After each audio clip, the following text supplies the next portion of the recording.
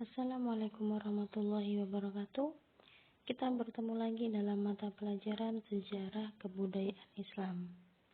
Jika pada minggu yang lalu kita sudah belajar tentang bagaimana dakwah Rasul secara sembunyi-sembunyi, kemudian berlanjut dengan dakwah secara terang-terangan, pada pertemuan kali ini kita akan membahas peristiwa-peristiwa penting yang terjadi pada dakwah Rasul di periode Mekah.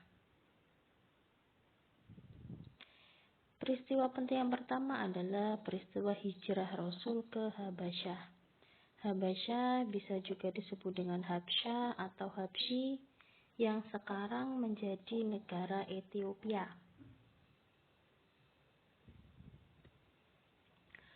Mengapa beliau memutuskan untuk hijrah ke Habasyah?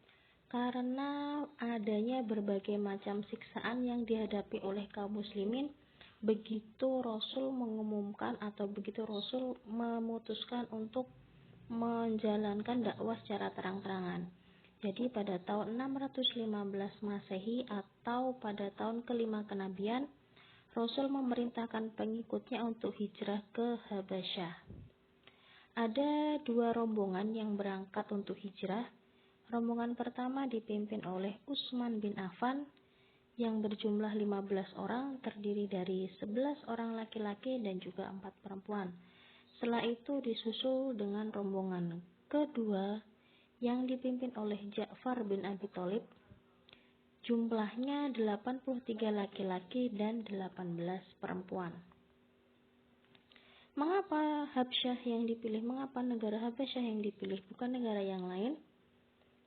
Kita bisa melihat di sini, kita bisa melihat peta dari Mekah sampai ke Aksum. Jadi Habsyah ketika itu kotanya di Aksum di negara Ethiopia, itu kan jaraknya jauh sekali. Mengapa Habasyah dipilih? Bukan ke Marib, Taif maupun ke Madinah.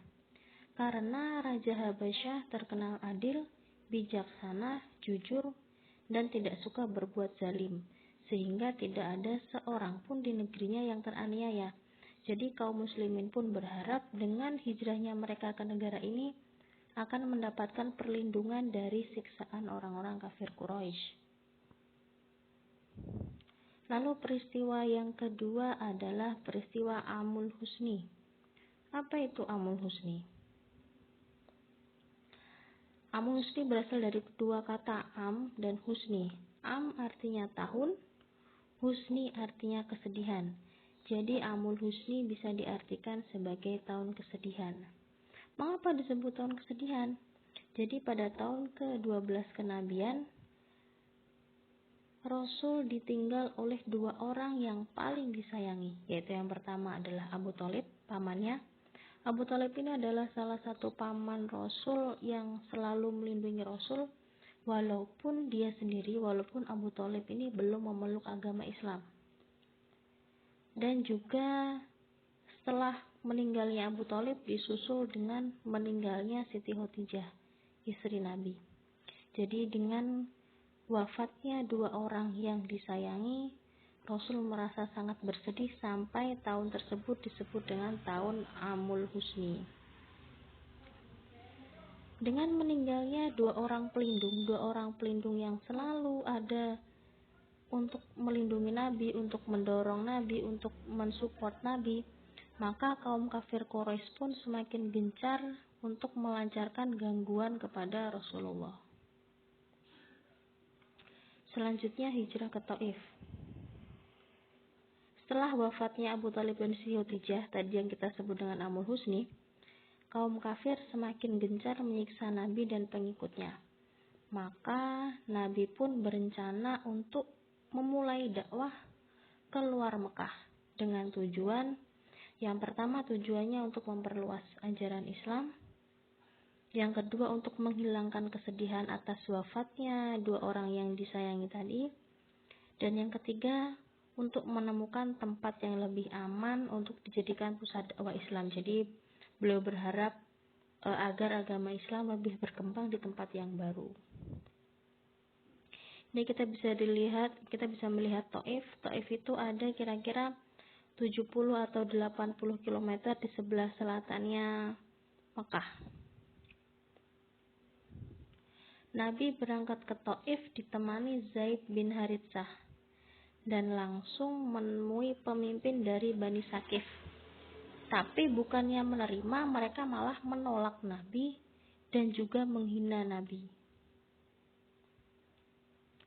Tapi menerima penolakan, Rasul tidak langsung kembali pulang ke Mekah, tapi menetap di Taif dan berdakwah di Taif kira-kira selama 10 hari.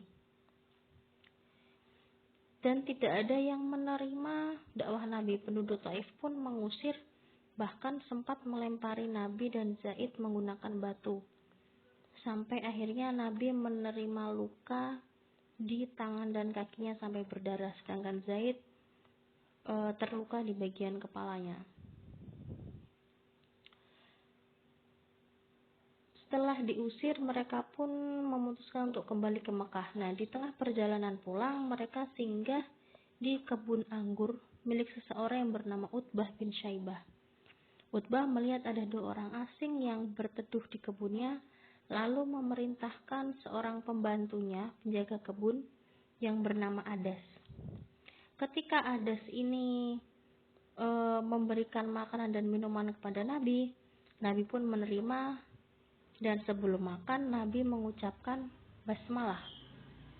Adas pun heran, lalu bertanya kepada Rasul, "Apa yang kamu baca tadi? Sepertinya aku belum pernah mendengarnya." Lalu Nabi pun menjelaskan, ini adalah basmalah.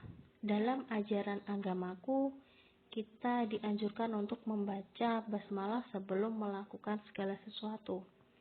Kemudian Adas pun merasa tertarik dan bertanya kepada Rasul tentang ajaran Islam lebih lanjut.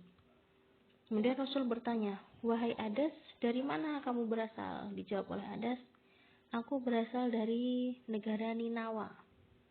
Kemudian Rasul mengatakan, "Apakah itu daerah orang soleh yang bernama Yusuf? Daerah orang soleh yang bernama Yunus bin Matta?"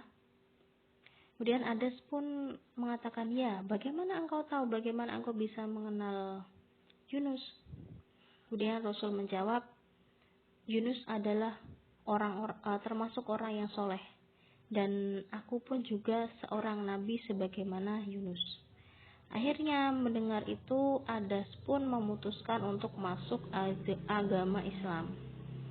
Jadi ketika beliau melakukan dakwah di Taif dan tidak ada hasilnya dan tidak ada yang memeluk agama Islam, dalam perjalanan pulang beliau malah bertemu dengan seorang pekerja di kebun anggur yang malah bisa memeluk agama Islam.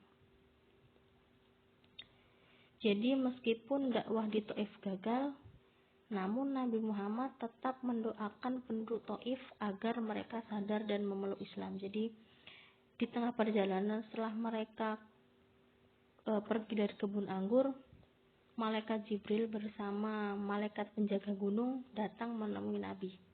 Mereka tidak terima Nabi dihina, bahkan disakiti, dilempari dengan batu. Malaikat tersebut menawarkan kepada Nabi untuk membalaskan perbuatan penduduk Taif. Malaikat itu berkata, "Wahai Nabi, jika engkau memerintahkan aku, maka aku bersedia untuk mengangkat gunung dan menimpakan gunung itu ke atas kepala mereka, ke atas kepala penduduk Taif yang menyakiti Nabi." Tapi apa jawaban Nabi? Nabi memutuskan untuk memaafkan mereka. "Jangan, aku mendoakan mereka, semoga di antara mereka nantinya ada yang bisa memeluk agama Islam. Kalaupun mereka tidak mau memeluk agama Islam, mungkin di antara keturunannya akan ada yang memeluk agama Islam." Jadi ketika Rasul sudah disakiti, beliau malah membalasnya dengan doa, semoga mereka sadar dan ada di antara mereka yang mau memeluk agama Islam. Jadi ini 3 peristiwa yang terjadi pada dakwah Nabi di periode Mekah.